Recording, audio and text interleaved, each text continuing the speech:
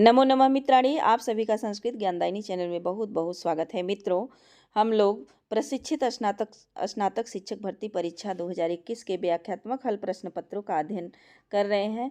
आज हम लोग 13 नंबर के क्वेश्चन से अध्ययन की शुरुआत करते हैं। आज का हमारा पहला प्रश्न है कि किरातार्जुनीयस्य प्रथम सर्गस्य अंतिम पद्य केन छंदसा निबद्धो अस्ति। तो अंतिम जो है हमारा मालिनी छंद में निबद्ध है। ये 46 नंबर का श्लोक है और जो इसके पहले का है 45 नंबर का श्लोक वह है हमारा पुष्पिताग्रा छंद में, और शेष जितने भी प्रथम सर्ग में है सब वंशस्थ छंद में है। महाकवि भारवी प्रणीत किरातार्जुनीय में कितने सर्ग हैं? तो 18 सर्ग है।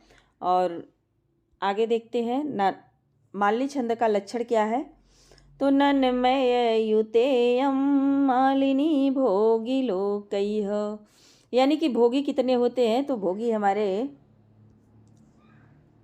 8 होते हैं। और लोग कितने हैं? तो लोग 7 हैं। भोगी 8 हैं, लोग 7 हैं। इस तरह 8 7 15 मालिनी छंद में कुल 15 वर्ण होते हैं और 8 7 पर यति होती है। अगला हमारा जो श्लोक है मालिनी छंद का जो 46वें नंबर का है विधि समय नियोगात दीप्ति संहार जिहिमं शिथिल वसुमगाधे मग्नयापत पयोधौ रिपुतिमिरमुदस्योदीयमानं दिनादौ दिनकृतमिव लक्ष्मी त्वां शंभयेतु भूयः।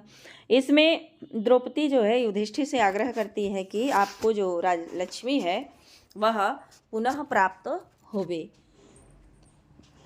तो कह रहे हैं पुनः प्राप्त होवे विधि समय नियोगात, विधि और समय के प्रभाव से। विधि यानी भाग्य में, युधिष्ठिर को संबोधित करते हुए कह रहे हैं कि विधि माने यानी भाग्य और समय माने होता है समय के नियोगात यानी प्रभाव से।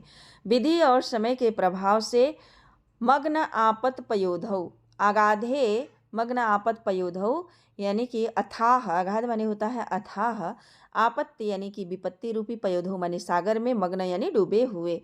तो विपत्ति रूपी सागर में, अथाह विपत्ति रूपी सागर में डूबे हुए। और कैसे? तो करें दीप्ति संहार जिह्मः, दीप्ति यानी कि तेज के संहार माने नष्ट हो जाने से, जिह्म माने दुखी। और शिथिल वसु, शिथिल वसु यानी क्षीण धन वाले, क्षीण धन वाले।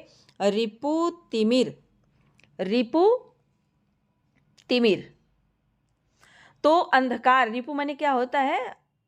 शत्रु, तिमिर यानी अंधकार, अंधकार रूपी शत्रुओं का क्या करके? उदयस्य यानी विनाश करके, उदयस्य विनाश करके। राजलक्ष्मी क्या हो? उदीयमानस्य, उदीयमानम का मतलब होता है कि युधिष्ठिर पक्ष में यदि उदीयमानम का अर्थ लेंगे तो हो जाएगा कि उन्नति को प्राप्त करते हुए त्वाम, त्वाम यानी कि तुमको, लक्ष्मी माने लक्ष्मी, भूयः फिर से, संभये तु माने प्राप्त हो। लेकिन कैसे प्राप्त हो?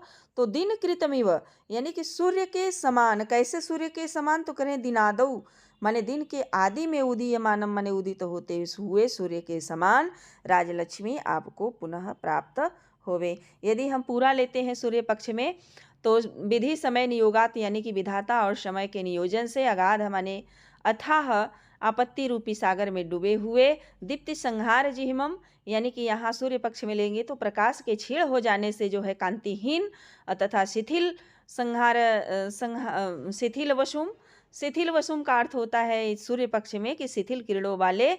और रिपु तिमिरम यानी कि शत्रु रूपी अंधकार को उदय से यानी नष्ट करके, दिन हुआ, दिन आदौ यानी कि दिन के प्रारंभ में, उदीयमानम उदित होते हुए सूर्य की भांति शोभा प्राप्त हो। सूर्य के पक्ष में शोभा, सूर्य जैसे शोभित होता है, शोभा को प्राप्त करता है, वैसे ही आपको जो है राजलक्ष्मी पुनः प्राप्त होवे। यह किरातार्जुनीयम का अंतिम पद्य है और मालिनी छंद में है। हम इसके टिप्पणी को थोड़ा सा देखते हैं। तो विधि समय तक लेंगे तो विधिश्च समयश्च, विधिश्च समयश्च हो जाएगा द्वंद्व समास। यदि नियोगः तक चले जाते हैं तो विधि समयोः नियोगः तो हो जाएगा आपका विधि और समय का नियोग यानी प्रभाव षष्ठी तत्पुरुष समास हो जाएगा। विधि में आपका विधा की हो जाएगा विधि, समय में जो है सम उपसर्ग पूर्वक इड गतौ धातु है और अच प्रत्यय हो जाएगा। नियोगा में नियुज घई हो जाएगा। दीप्ति संहार जिह्मः, दीप्ति संहार में यदि लेंगे तो दीप्ति में आपका दीप से 3 प्रत्यय हो जाएगा। संहारः में आपका समहिरी घई हो जाएगा। संहारः में समहिरी घई। यदि समास देखते हैं तो दीप्ति संहार में यानी कि तेज का संहार, तो दीप्तेह संहार षष्ठी तत्पुरुष समास हो जाएगा। अदीप्ति संहारेण जिह्मः तक चले जाएंगे तो हो जाएगा हमारा तृतीया तत्पुरुष समास, यानी कि उससे दुखी। और शिथिल वशु, शिथिल वशु में देखते हैं तो आपका हो जाएगा बहुब्रीहि समास। कैसे? शिथिलम वसु धनम यस्य सह, बहुब्रीहि समास हो जाएगा। शिथिल में श्रथ से किरच प्रत्यय हो जाएगा। और रिपु तिमिर, रिपु तिमिर में देखते हैं तो रिपु तिमिर इव तो हो जाएगा उपमित समास। तिमिर में यदि प्रत्यय देखते हैं तो किरच प्रत्यय हो जाएगा। और उदयस्य में आपका उदयस्य तो उद उपसर्ग पूर्वक अस धातु से अक्त्वालेप हो जाएगा। और उदीयमानम, उदीयमानम यानी कि उदित होते हुए तो आपका हो जाएगा उद उपसर्ग पूर्वक इड, इड से सानच लग करके उदीय मानम बन जाएगा। और दिन आदव यानी कि दिन के आदि में तो षष्ठी तत्पुरुष समास हो जाएगा। दिन आदव में माने दिनश्य आदि है, दिन आदि। और दिनकृत, दिनकृत में आपका हो जाएगा दिन को करने वाला, अर्थात सूर्य के लिए आया है। दिन क्री क्वीप प्रत्यय हो जाएगा। और लक्ष्मी में मुठ का आगम होकर के लक्ष्मी बन गया है, ई प्रत्यय लग गया है। और शंभयेतु, शंभ एतु भूयः, भूयः जो है हमारा अव्यय पद है। और शम उपसर्ग पूर्वक अभी ई लोट लकार होकर के प्रथम पुरुष एक वचन में संभयेतु बन जाएगा। और मग्नम में यदि मग्नम में देखते हैं तो मस जैसे अक्त प्रत्यय होकर के मग्न बन जाएगा।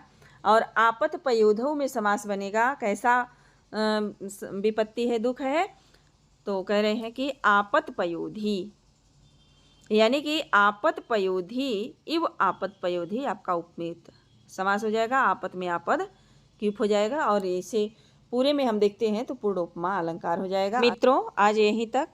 इसके आगे का क्वेश्चन मैं अगले वीडियो में लेकर आऊँगी। यदि आप हमारे चैनल पर नए हैं तो चैनल को सब्सक्राइब कर लें, बेल आइकन को प्रेस कर लें ताकि हम जो भी वीडियो अपलोड करें उसका नोटिफिकेशन आप तक पहुंचता रहे। धन्यवाद।